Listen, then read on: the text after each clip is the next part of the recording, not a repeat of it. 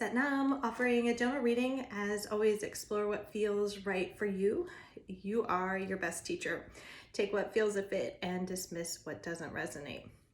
So exploring the lens, the way you see things, and the way that you perceive, the way that you see things dictates how you think, and how you think determines how you see. Even when we look at the anatomy of the eye, it goes right directly into the brain through the optic chiasm, right there in the center of midbrain.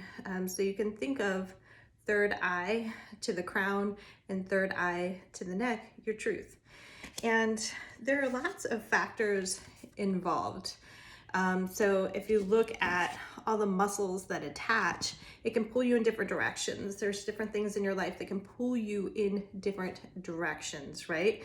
And so it's about, just like when you're taking a photograph, little different. I used to work, or when I was in college, to work in a wet lab. We don't have wet labs anymore with digital photography, but you would take the lens off, you would adjust to let the light in to change the image that you wanted to create. So how can you let the light in to change the vision of yourself that you are capable of living into? Also, this card, this also makes me think of, when I look at this anatomy, it also kind of transitions for me from the Wheel of Fortune card, which a Wheel of Fortune to me is about like the hands that you were dealt. Like, yes, this might be, might not be the ideal hand. And I gotta be honest with you, sorry, mom and dad. I know as a child, I was like, wait, something's wrong here. I just felt internally, something's wrong. Like, where's my spaceship? Beam me up, Scotty, take me home. Like, something's wrong. But also you have the power to change it, to let cycles come to completion, to learn the lesson and move on. This also reminds me of like the ship with the not like a yacht or a sailboat from today with like the metal, but the bigger ones with the handles.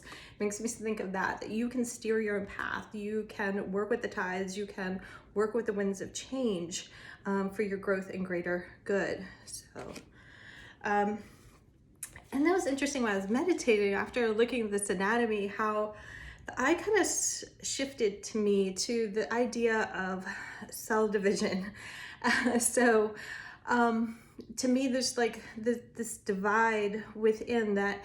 As you want to grow, as you want to, they're saying duplicate yourself, but I guess that's also, I kind of feel like we're also evolving as a species.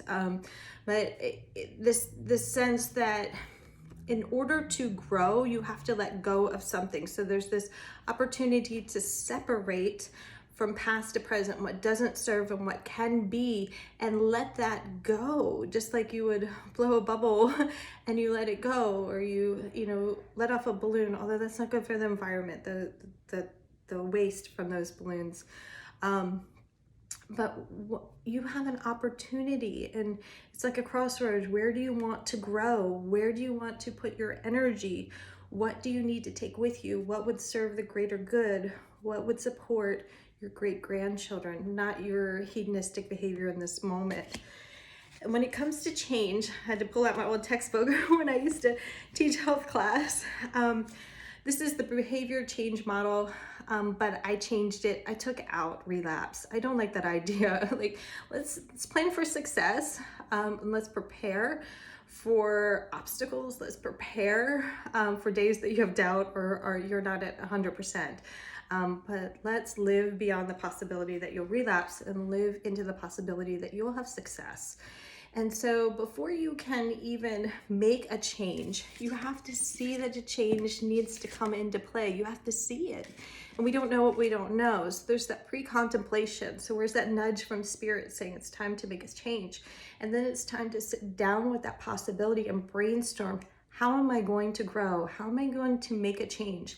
Sit down with a piece of paper and brainstorm all the ideas. Remember, like Alice and Lewis Carroll are like, so sorry. Thank you for your patience. She says, I think of like 6 impossible things before breakfast. Like, think of the possible, even if it feels impossible. And then you have to prepare for that change. What do you need to put in place? What systems need to be put in place, whether it's a mindset, whether that is a new friendship, a mentor, reaching out for that book, reaching up for help, and then start to make those changes. And again, be a little bit flexible with those winds of change that you might have had one thing in mind, but then get redirected. That's not failure, that is growing and being receptive to new opportunities, and then maintaining that, okay? And it's important. It just doesn't, those goals just don't go away. And fortunately, change isn't as easy as we'd like to think. There's a lot of factors involved in it. You have your predisposing factors. So that's like culture. Those were the hands that you were dealt. You can think of that as like the glass ceiling. Some people break through, and I think we're seeing that now. But also, you can think in terms of genetic code. And it's been a few years since I've looked at Bruce Lipton's work, but he talks about epigenetics, in that you need the right environment to survive. You need the right environment to thrive. So it's up to you. Like, you might have heart disease in your family. It doesn't mean that you are going to succumb to that. There might be addiction in your family, but that doesn't mean that you're stuck to that condition. You can grow past it. You have to be aware of it and work past it. There's also your enabling factors, and these are your gifts, your skill set, and above all, your awareness to what's true. And again, your environment makes the biggest difference. So what do you need to let go of, and what do you need to support? So those are your reinforcing factors. What is reinforcing the mold that was you, and what is reinforcing your growth? And set yourself up for success. All right, that's what I got for you. Let's see what the cards have to say today. Working with the Rider-Waite deck, have the Stargazer playing card deck, and the Miracles Now deck. It's all up to you. It's all up to you. What you think is your birthright isn't actually your birthright. You're given a certain set of circumstances and opportunity from there, and it's up to you what you do with it. And not everything is fair. Not everything is fair.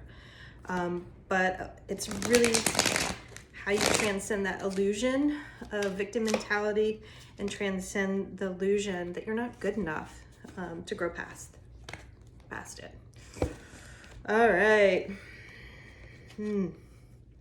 Okay, so we have the Empress.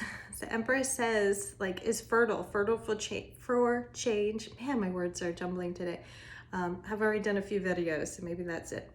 Or maybe change is coming through like the speed of lightning. Be ready. But there's fertile grounds for growth here. Venus energy, feminine energy, divine feminine rising, if that resonates with you. And feminine is an energy, not sex, as in male, female. Hangman, at a crossroad, time for a new perspective.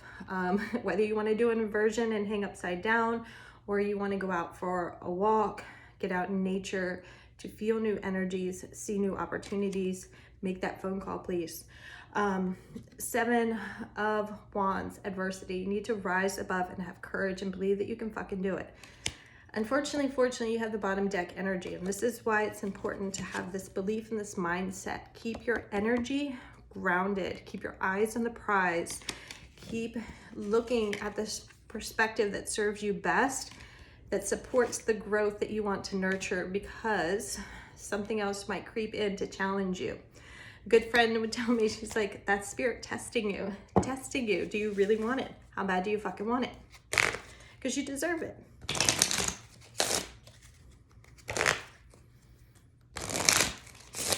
In the Empress card, there's water in the background, so go with the flow. Go with the flow and follow the stars. You know, they used to navigate with the stars. We didn't have MapQuest. We didn't have the navigation in our phone. Oh my gosh, I'm so grateful for that. I gotta say.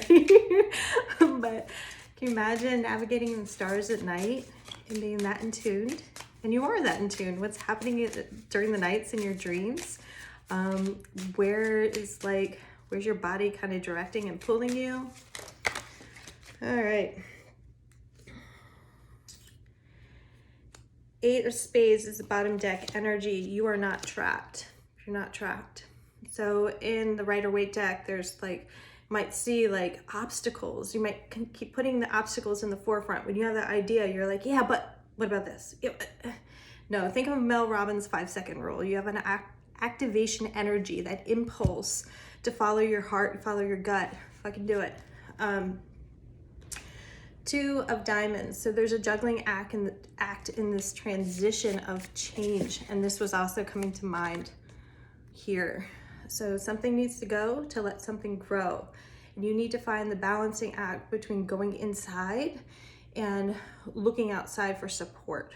You might need support to make the change, and trust your intuition. Who is a good support for you and who's going to pull you down? Because not everyone wants to see you succeed, and it's not about you. It's about their own self-belief and concept that they might be throwing on you. So be mindful of who's your positive support. Also have 10 of clubs. What feels like a burden that you need to let go of. So these winds of change, like that burden is probably what's saying, like that energy is saying something needs to go. What do you need to thrive? This isn't about survival anymore. What do you need to thrive? Because you deserve that happiness. And when you sit still, 4 cups tells me sit under the Bodhi tree, like sit in your stillness, sit in your power, sit and explore the emotions. Be aware of the emotional undercurrent that's pulling you back. Be aware of the mindset that's driving you forward. Be aware of what's calling into your heart and soul. And the Miracles Now deck gets you a message to close out. And our offering in February in partnership with True Muscle Solutions, a month challenge of self-love. So we will have massage. Bethany is teaching massage. I have a couple of meditations for you, and she's also has some movement and posture. Posture is huge in creating your alignment. Form follows function, so the physical attributes in your body, how you're holding your form, that changes how the energy flows in your body. So it's important to get moving. Repeat what works. Repeat what works. So your thought, then, think dominoes into another thought. One action dominoes to another. Is it moving in the direction of your highest good? Is it kind of pulling you back into the past? What is reinforcing? And start to really hone in on your enabling factors, your skill set, your gifts, your innate gifts. I love this. I don't dance around the perimeter of the person I want to be. I step fully and completely. Do it. Go all in. Also, we have, when I've overshared, is simply say, wait, why am I talking? Yeah. So this is important for those trauma survivors, that you're not re-traumatized by sharing. So trust, if you have that dream, sometimes you need to let it incubate in your own heart and soul, and share as it supports your growth. Share as it supports you. So you want to keep driving forward. Notice who your true support system is. And when you want to make a change, that's when you'll learn who that truly is. Surrender my desires. I surrender my desires, and I know the universe has my back. This is the bottom deck energy. So this is your leap of faith. Take it. You have the support around you. Just be mindful of where you jump. Be mindful of who you share your dreams with. Share them with someone that's going to sit on the nest with you and support it, not someone that's going to start to pull you down. Sending lots of light and love. Setting up.